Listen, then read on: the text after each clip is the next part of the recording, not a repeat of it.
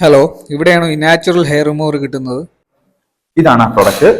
95% natural ingredients കൊണ്ട് മാത്രം manufacture ചെയ്തൊരു പ്രൊഡക്റ്റ് ആണ്. അപ്പോൾ ബാക്കി 5% തീ ആയിരിക്കും അല്ലേ? ബാക്കി 5% തീ അല്ല, ബാക്കി 5% FDA approved non toxic hair removal agents ആണ്. ഇന്റിമേറ്റ് ഏരിയയിൽ സേഫായി ഉപയോഗിക്കാവുന്ന ഒരു യൂണിസെക്സ് പ്രൊഡക്റ്റ് ആണിത്.